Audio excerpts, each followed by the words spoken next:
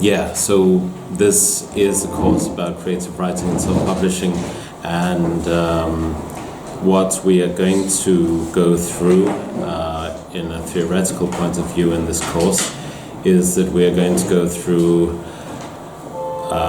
various tools for writing and also how to publish on Amazon and other platforms. The tools that we're going to look at for writing are things like the hero's journey, and sorry? It's so nice. Great. Thank you. We're going to look at the hero's journey. We're going to look at the snowflake method, and we are also. I have brain freeze right now. There's a third element that I use all the time.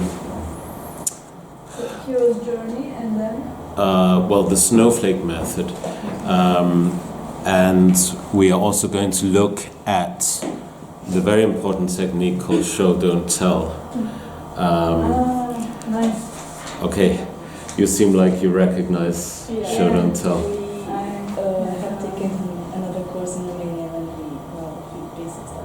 Okay. Was it a course here at the foundation? Yes. Or? Okay.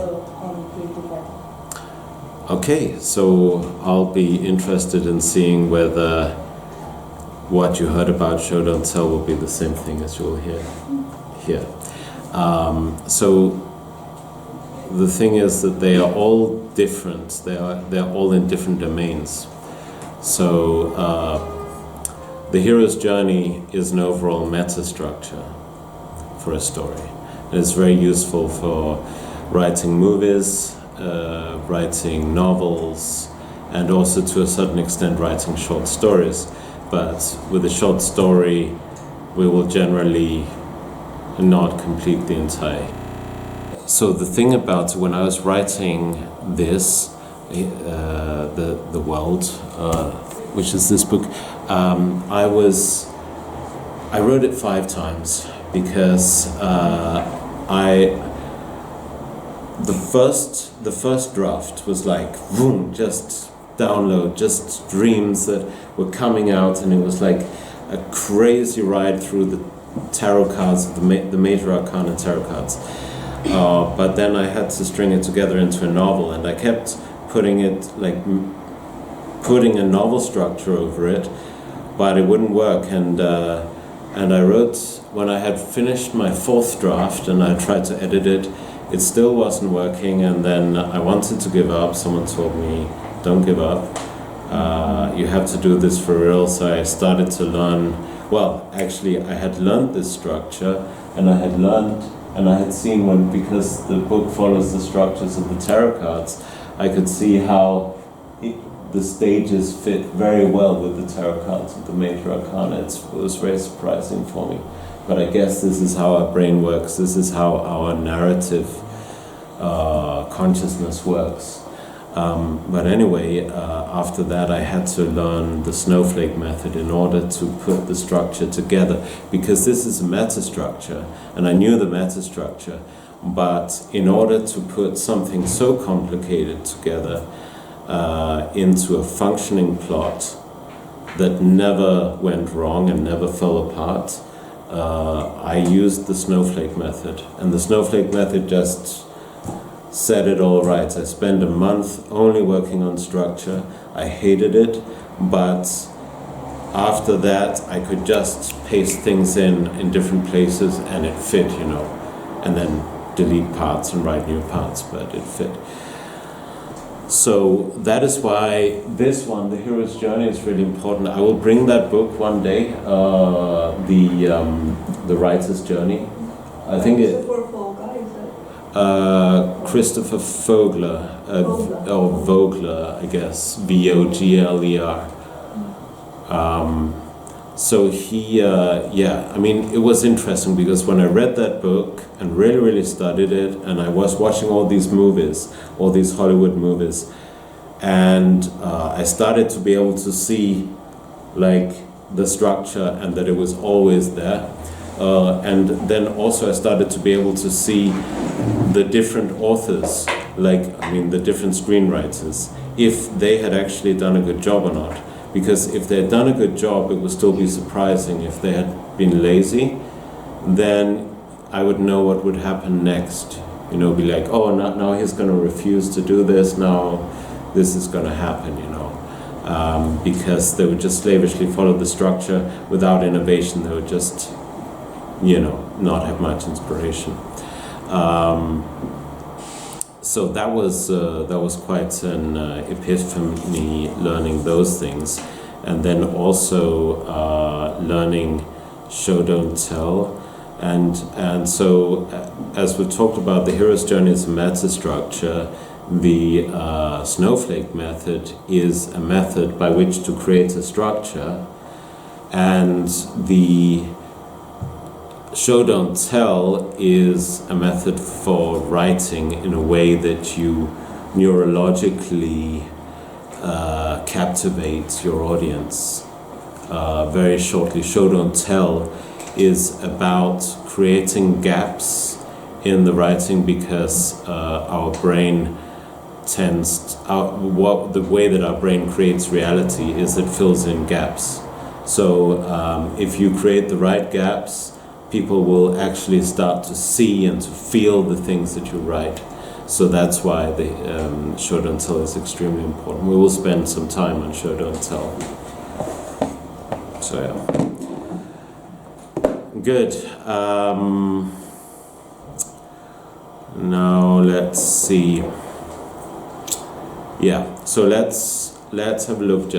Because this course this is the writing part of the course, which is the main part. So let me just tell you also what you will practically do. You will write minimum 1 story during the course and up to 2 stories. And we will create a structure together of a story. And then we will, each of you will, if you want to, write a story based on that structure, and then at the end I will choose the best one to be included in our anthology. So as you probably read in the last session, we're going to publish our anthology. We're going to publish it on Amazon, Kindle, and Sorry. yeah. I think the structure. Yeah, of course. I can also send it to you guys, so we can make an email. But take a picture. But I'll get your emails, and I can send you this illustration.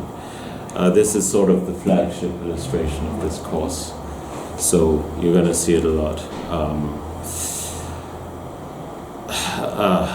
Where was I? So we're gonna publish our short story collection.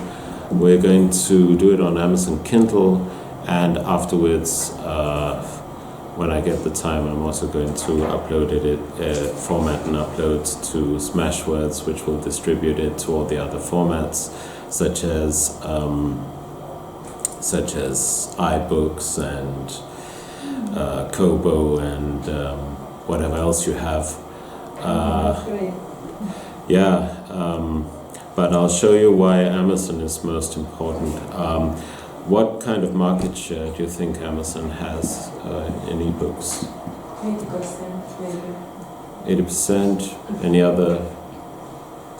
So I've looked at different diagrams, and I think this, just a second, is the latest. Okay, this is Amazon. Yeah, 74%. So yeah, very good. 74%, and okay. Barnes and Noble. Sorry? BNN is Barnes and Noble. Yeah, Barnes and Noble Nook. Yeah, exactly. Yeah. And it's interesting that Apple only has 11% of the market, even though so many people have Apple devices, and it's I think it's still iBooks is still per default on your iPhone or on your iPad when you buy it. But yeah, they have a very different way of doing business than Amazon, and yeah, we'll talk about that as well.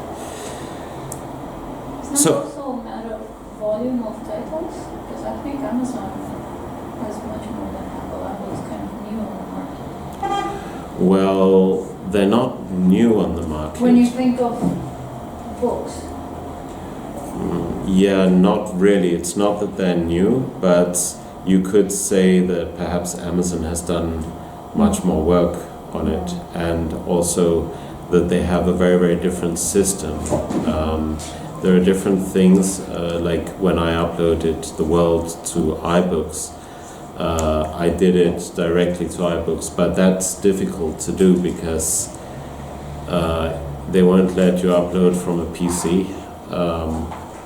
For example, you have to they won't let you upload from your iPhone either. You have to use a MacBook, and things like that makes it really difficult. And also the formatting is difficult.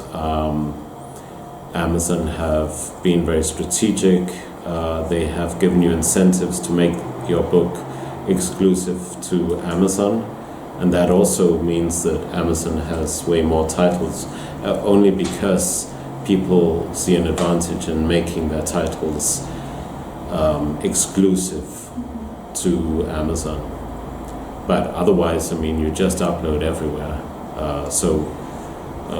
It's only if you want to use Amazon's program, Kindle Select, that you make it exclusive to Amazon. So yeah, that's why we will focus on Amazon, because they have this huge percentage of the market.